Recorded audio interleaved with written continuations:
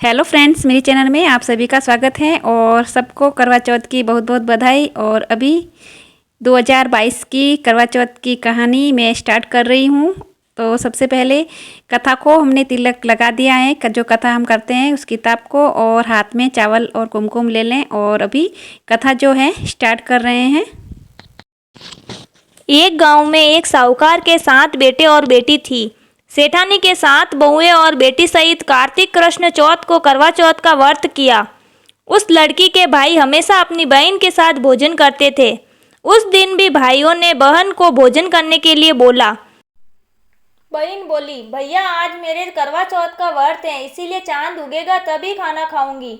भाई ने सोचा कि बहन भूखी रहेगी, इसीलिए एक भाई ने दिया लिया और एक भाई ने छलनी लेकर पहाड़ी पर चढ़ गए। दिया जलाकर छलनी से ढककर कहा कि बहन चांद आ गया है। बहन ने भाभीयों से आकर कहा कि भाभी जी चांद आ गया है। तब भाभी बोली, भाई साहब ये तो आपका चांद आया है, हमारा चांद तो रात को आएगा।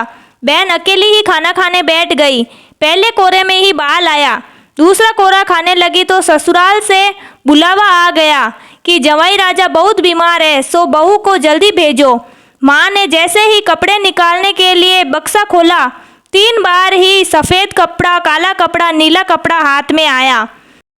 एक सोने का सिक्का पल्ले से बांध दिया और कहा कि रास्ते में सबके पैर छूती जाना, जो भी तुम्हें अमर सुहाग की आशीष देवे उसको ही ये सोने का सिक्का देना। रास्ते में सब औरतें भाइयों का सुख देखना यही आशीष दी, किसी ने भी सुहाग की आशीष नहीं दी। ससुराल के दरवाजे पर पहुंचने पर पलने में सोती हुई जेठूती ने झूल रही थी, उसे पैर छूने लगी तो वह बोली कि सील हो, सपूती हो, 7 पूत की माँ हो। ये वाक्य सुनते ही उसने जल्दी से सोना का सिक्का निकालकर उसे दे दिया और पल्ले पर गांठ बांध दी।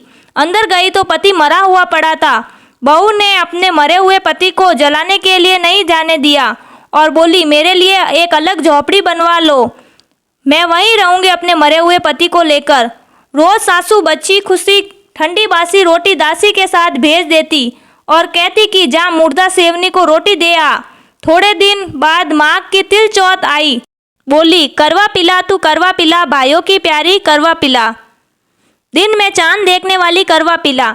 जब वो बोली कि हे चौथ माता, मेरा उजड़ा हुआ सुहाग तो आपको ही बनाना पड़ेगा, मेरे पति को जिंदा करना पड़ेगा, मुझे मेरी गलती का पश्चाताप है, मैं आपसे माफ़ी मांगती हूँ।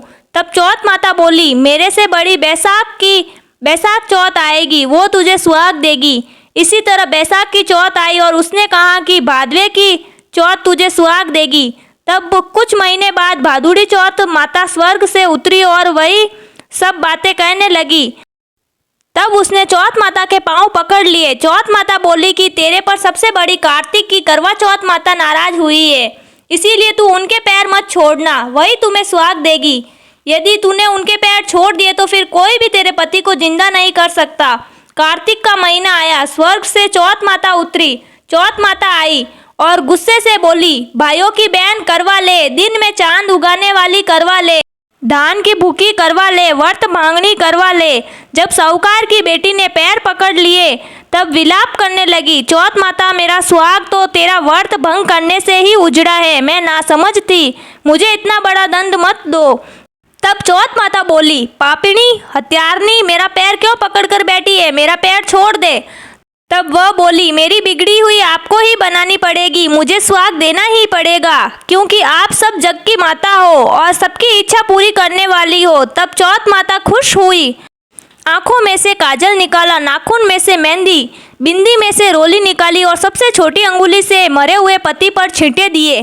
छींटे देते ही उसका पति बैठा हो गया और बोलने लगा, मुझे बहुत नींद आई। तब वह बोली, मुझे तो 12 महीने हो गए, मुझे तो चौथ माता ने सुहाग दिया है। तब पति बोला कि चौथ माता का विधि विधान से उजमन करो। उधर ननंद रोटी देने आई तो उसने दो जने के बोलने की आवाज़ सुनी तो अपनी माँ को जाकर बोली कि भाभी तो पता नहीं किससे बातें कर रही हैं। तब सासू ने जाकर देखा कि बहू व बेटा दोनों जिम रहे हैं, वह चौपड़ पासा खेल रहे हैं। देखकर वह बहुत खुश हुई और पूछने लगी कि ये कैसे हुआ। बहू बोली, ये सब मुझे मेरी चौथ माता ने दिया और सासू जी के पैर छूने लगी और सास ने अमर सुहाग की आशीष दी। लेकिन बोली कि पूरे नगरवासियों को ये बात कैसे सच लगेगी। तब बहू बोली, यदि उल्टा करवा फेर देंगे तो वह वापस मर जाएंगे और सीधा करवा फेर लेंगे तो वापस जिंदा हो जाएंगे। तब पूरे नगर में ढिंडोरा पिटवा दिया गया कि सब कोई देखने आवे। सीधा करवा फेरते ही उसका पति जिंदा हो गया। दूर खड़े हुए पति पत्नी का गठबंधन जुड़ गया और सब चौथ माता का चमत्कार मानने लगे। चौथ माता का व्रत पुरुष की पत्नी, बेटे की माँ सभी को करना चाहिए।